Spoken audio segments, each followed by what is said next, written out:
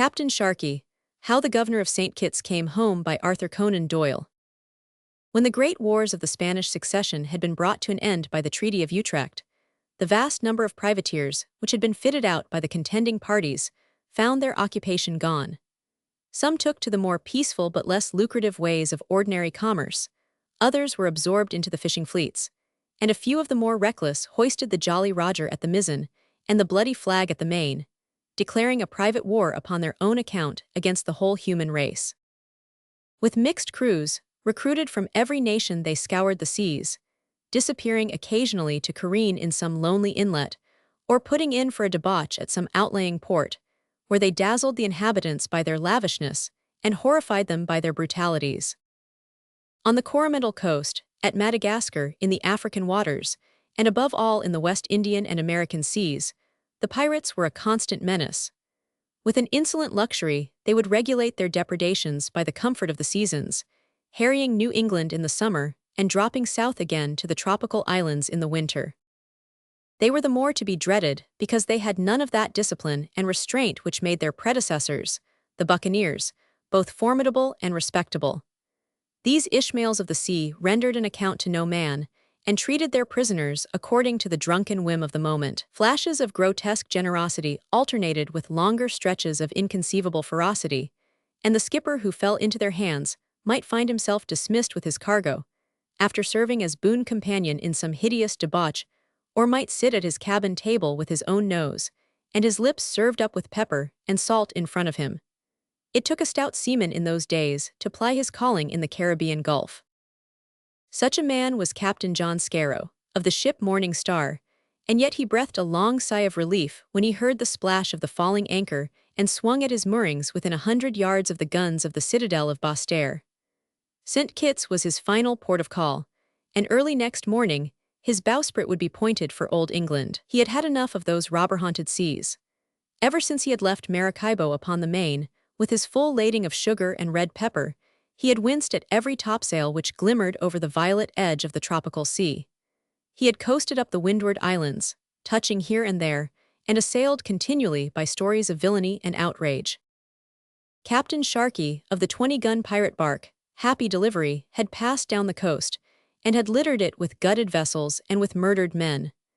Dreadful anecdotes were current of his grim pleasantries and of his inflexible ferocity. From the Bahamas to the Main, his coal-black bark, with the ambiguous name, had been freighted with death and many things which are worse than death. So nervous was Captain Scarrow, with his new full-rigged ship and her full and valuable lading, that he struck out to the west as far as Bird's Island to be out of the usual track of commerce. And yet even in those solitary waters, he had been unable to shake off sinister traces of Captain Sharkey. One morning, they had raised a single skiff adrift upon the face of the ocean. Its only occupant was a delirious seaman, who yelled hoarsely as they hoisted him aboard, and showed a dried-up tongue like a black and wrinkled fungus at the back of his mouth. Water and nursing soon transformed him into the strongest and smartest sailor on the ship. He was from Marblehead, in New England, it seemed, and was the sole survivor of a schooner which had been scuttled by the dreadful Sharkey.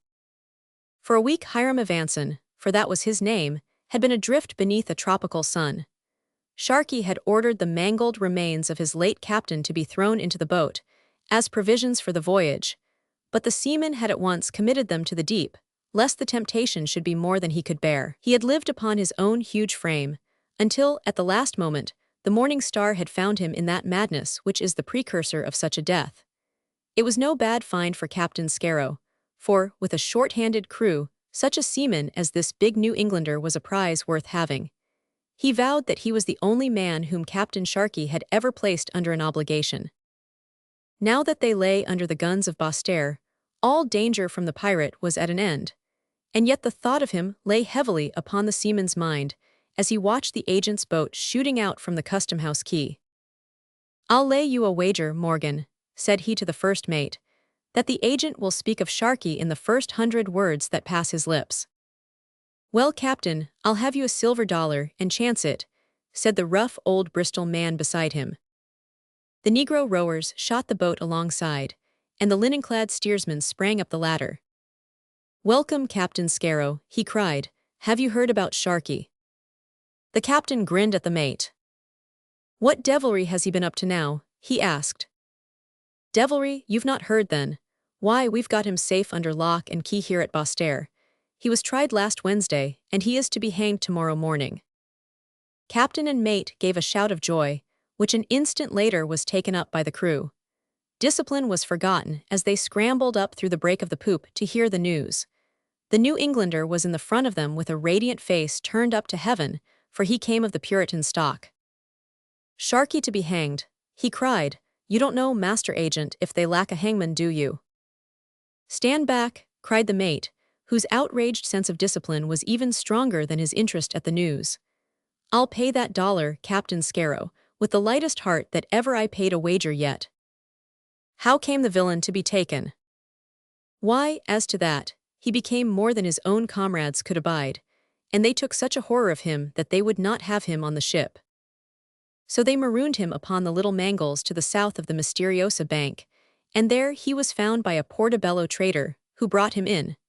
There was talk of sending him to Jamaica to be tried, but our good little governor, Sir Charles Ewan, would not hear of it. "He's my meat," said he, "and I claim the cooking of it. If you can stay till tomorrow morning at 10, you'll see the joints swinging." "I wish I could," said the captain wistfully, "but I am sadly behind time now. I should start with the evening tide." "That you can't do," said the agent with decision. "The governor is going back with you." "The governor?" "Yes, he's had a dispatch from government to return without delay.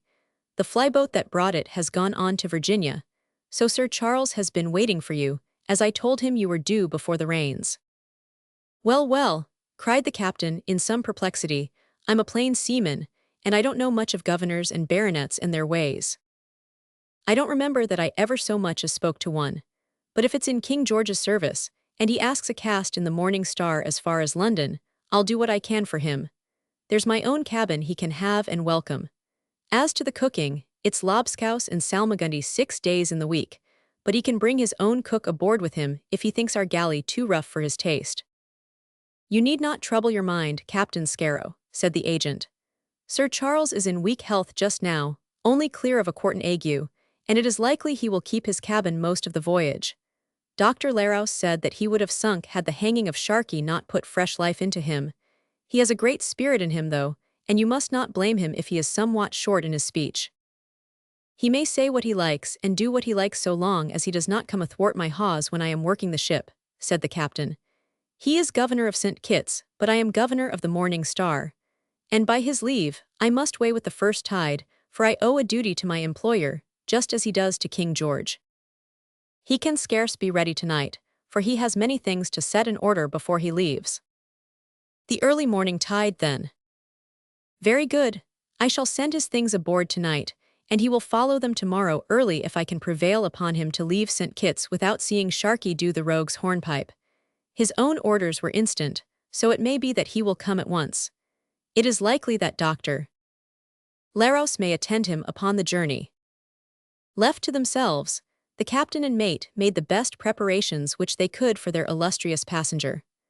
The largest cabin was turned out and adorned in his honor, and orders were given by which barrels of fruit, and some cases of wine, should be brought off to vary the plain food of an ocean-going trader. In the evening the governor's baggage began to arrive, great iron-bound ant-proof trunks, and official tin packing cases, with other strange-shaped packages, which suggested the cocked hat or the sword within. And then there came a note, with a heraldic device upon the big red seal, to say that Sir Charles Ewan made his compliments to Captain Scarrow, and that he hoped to be with him in the morning as early as his duties and his infirmities would permit. He was as good as his word, for the first grey of dawn had hardly begun to deepen into pink when he was brought alongside, and climbed with some difficulty up the ladder. The captain had heard that the governor was an eccentric, but he was hardly prepared for the curious figure who came limping feebly down his quarterdeck, his steps supported by a thick bamboo cane. He wore a Ramillies wig, all twisted into little tails like a poodle's coat, and cut so low across the brow that the large green glasses which covered his eyes looked as if they were hung from it. A fierce beak of a nose, very long and very thin, cut the air in front of him. His ague had caused him to swathe his throat and chin with a broad linen cravat, and he wore a loose damask powdering gown secured by a cord round the waist. As he advanced, He carried his masterful nose high in the air, but his head turned slowly from side to side in the helpless manner of the purblind, and he called in a high, querulous voice for the captain. "You have my things?" he asked. "Yes, Sir Charles." "Have you wine aboard?" "I have ordered 5 cases, sir." "And tobacco?" "There is a keg of Trinidad." "You play a hand at piquet?" "Passably well, sir." "Then up anchor and to sea." There was a fresh westerly wind, so by the time the sun was fairly through the morning haze, the ship was hull down from the islands. The decrepit governor still limped the deck, with one guiding hand upon the quarter-rail. "You are on government service now, Captain," said he. "They are counting the days till I come to Westminster, I promise you. Have you all that she will carry?" "Every inch, Sir Charles." "Keep her so if you blow the sails out of her. I fear, Captain Scarrow, that you will find a blind and broken man a poor companion for your voyage." "I am honored in enjoying your Excellency's society," said the captain. "But I am sorry that your eyes should be so afflicted." "Yes, indeed. It is the cursed glare of the sun on the white streets of Bastaire which has gone far to burn them out." "I had heard also that you had been plagued by a quartan ague." "Yes, I have had a pyrexy, which has reduced me much." "We had set aside a cabin for your surgeon." "Ah, the rascal, there was no budging him, for he has a snug business amongst the merchants. But hark!" He raised his ring-covered hand in the air. From far astern, there came the low, deep thunder of cannon. "It is from the island," cried the captain in astonishment.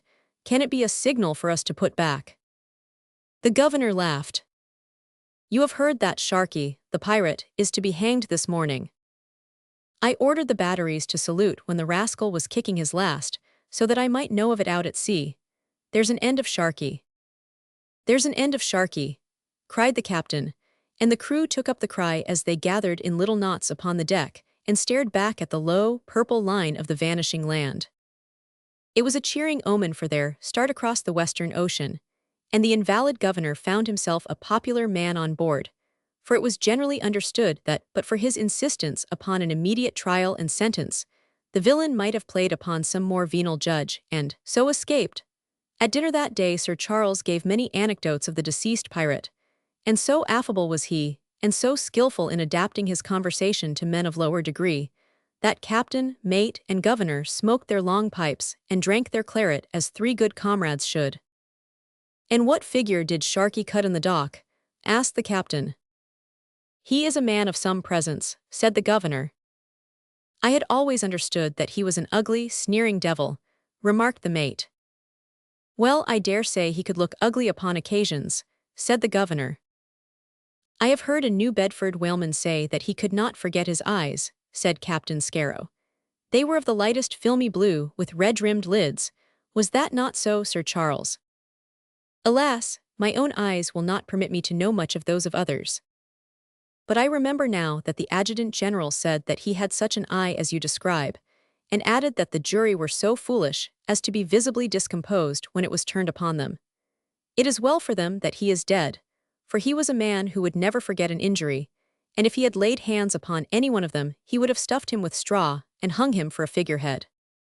The idea seemed to amuse the governor, for he broke suddenly into a high, neighing laugh, and the 2 seamen laughed also, but not so heartily, for they remembered that Sharkey was not the last pirate who sailed the western seas, and that as grotesque a fate might come to be their own. Another bottle was broached to drink to a pleasant voyage, and the governor would drink just one other on the top of it, so that the seamen were glad at last to stagger off, the one to his watch and the other to his bunk. But when after his 4 hours' spell the mate came down again, he was amazed to see the governor in his Ramillies wig, his glasses, and his powdering gown still seated sedately at the lonely table with his reeking pipe and 6 black bottles by his side. "I have drunk with the governor of St. Kitts when he was sick," said he, "and God forbid that I should ever try to keep pace with him when he is well."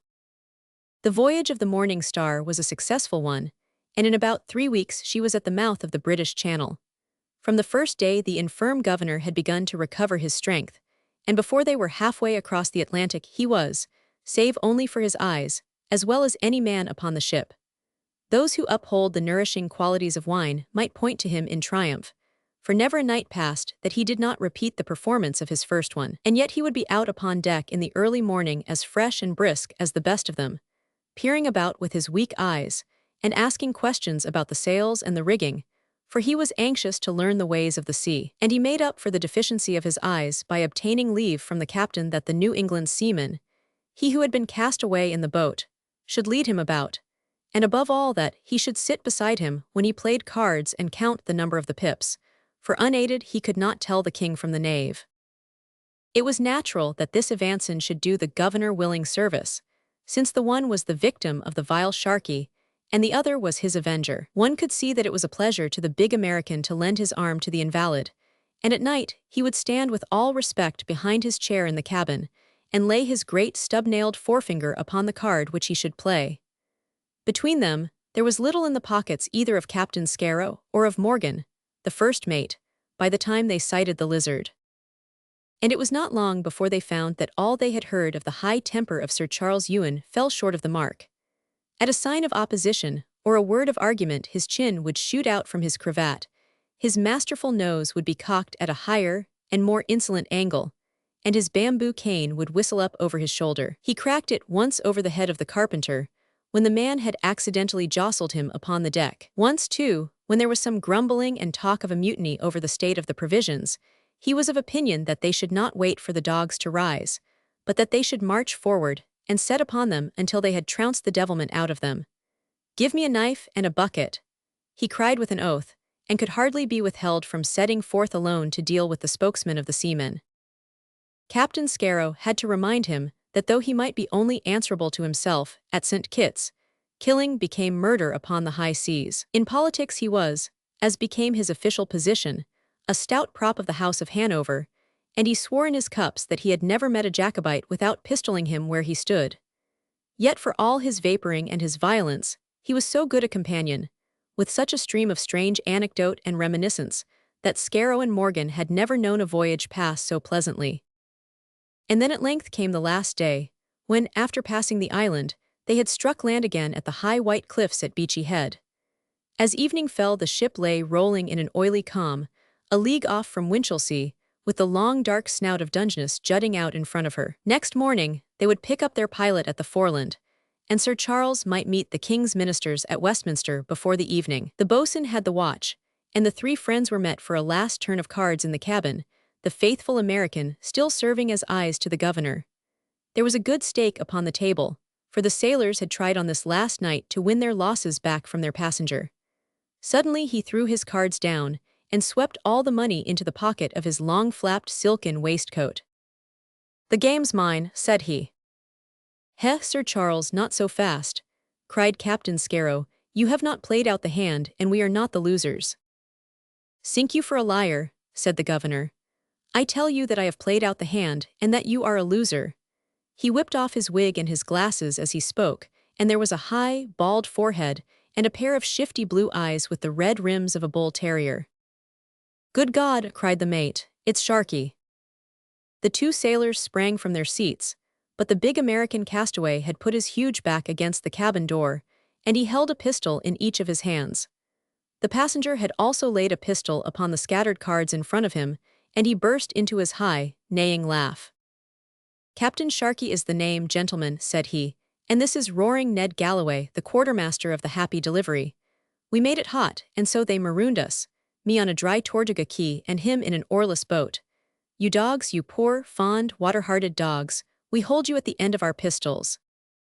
"You may shoot or you may not," cried Scarrow, striking his hand upon the breast of his frieze jacket.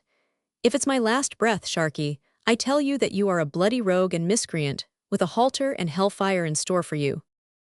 There's a man of spirit, and one of my own kidney, and he's going to make a very pretty death of it," cried Sharkey.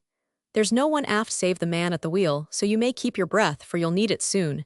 Is the dinghy astern, Ned?" "Aye, aye, Captain." "And the other boats scuttled?" "I board them all in 3 places." "Then we shall have to leave you, Captain Scarrow. You look as if you hadn't quite got your bearings yet. Is there anything you'd like to ask me?" "I believe you're the devil himself," cried the captain. "Where is the governor of St. Kitts?"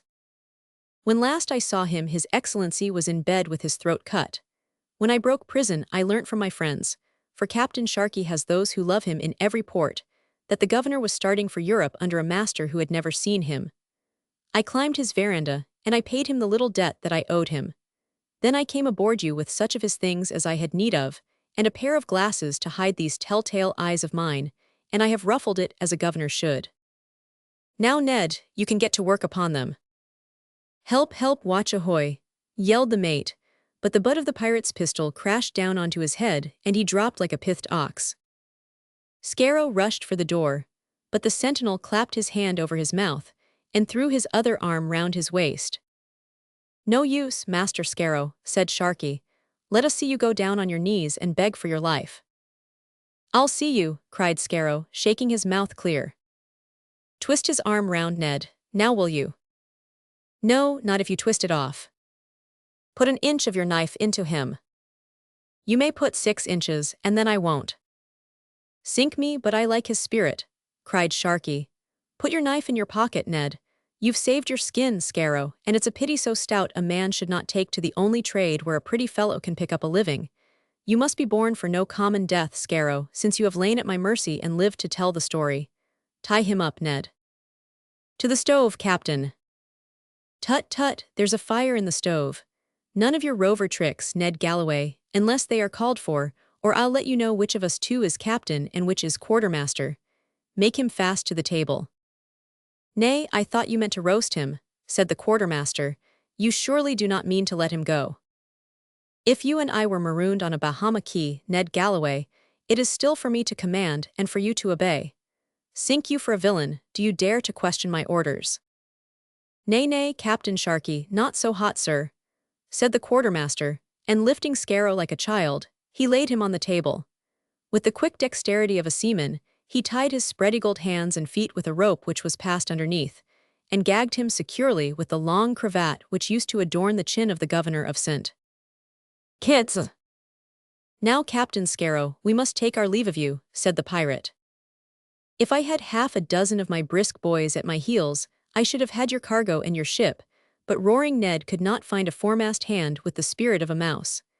I see there are some small craft about, and we shall get one of them. When Captain Sharkey has a boat he can get a smack, when he has a smack he can get a brig, when he has a brig he can get a bark, and when he has a bark he'll soon have a full-rigged ship of his own. So make haste into London town, or I may be coming back, after all, for the Morning Star. Captain Scarrow heard the key turn in the lock as they left the cabin. Then, as he strained at his bonds, he heard their footsteps pass up the companion and along the quarterdeck to where the dinghy hung in the stern. Then, still struggling and writhing, he heard the creak of the falls and the splash of the boat in the water. In a mad fury he tore and dragged at his ropes, until at last, with flayed wrists and ankles, he rolled from the table, sprang over the dead mate, kicked his way through the closed door, and rushed hatless on to the deck. Ahoy, Peterson, Armitage, Wilson, he screamed, cutlasses and pistols. Clear away the longboat, clear away the gig. Sharkey, the pirate, is in yonder dinghy. Whistle up the larboard watch, boatswain, and tumble into the boats all hands. Down splashed the longboat, and down splashed the gig, but in an instant the coxswains and crews were swarming up the falls on to the deck once more. The boats are scuttled, they cried, they are leaking like a sieve. The captain gave a bitter curse. He had been beaten and outwitted at every point. Above was a cloudless, starlit sky with neither wind nor the promise of it. The sails flapped idly in the moonlight. Far away lay a fishing smack, with the men clustering over their net. Close to them was the little dinghy, dipping and lifting over the shining swell. They are dead men, cried the captain. A shout all together, boys, to warn them of their danger. But it was too late. At that very moment, the dinghy shot into the shadow of the fishing boat. There were 2 rapid pistol shots, a scream, and then another pistol shot, followed by silence. The clustering fishermen had disappeared. And then, suddenly, as the first puffs of a land breeze came out from the Sussex shore, the boom swung out, the mainsail filled, and the little craft crept out with her nose to the Atlantic.